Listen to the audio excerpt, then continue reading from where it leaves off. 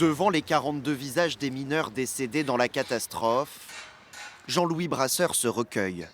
Une grande émotion, ouais. Même 50 ans après, ça fait... Difficile de trouver les mots, son père Louis est mort lorsqu'il avait 11 ans.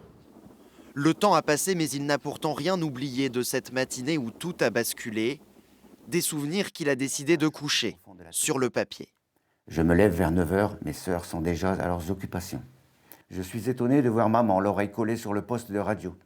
Aux informations de 8 h, elle avait bien entendu l'annonce d'un accident tôt ce matin. Ce matin-là, Louis Brasseur est à 710 mètres sous terre lorsque le coup de grisou se produit.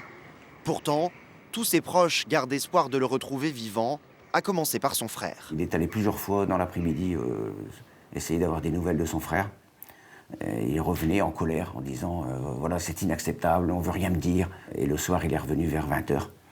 Et il a regardé ma mère et il a dit Madeleine, ma frère, c'est fini. Voilà, donc c'est là vers 20 h qu'on a su que le père s'était terminé.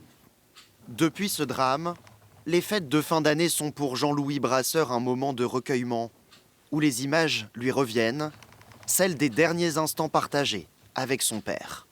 J'ai encore dans la tête ce dernier Noël passé avec mes parents et mon papa. Je me rappelle même du cadeau que j'avais eu un circuit automobile.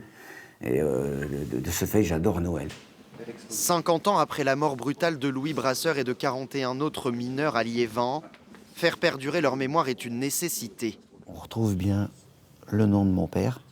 On ne peut pas oublier un père qui a donné sa vie au fond de la mine comme ça. Hein. C'est toujours le principal, le devoir de mémoire qui prime et qu'il faut faire perdurer. Au-delà des manuels d'histoire, les témoignages des proches de victimes racontent aujourd'hui encore la tragédie minière de Liévin.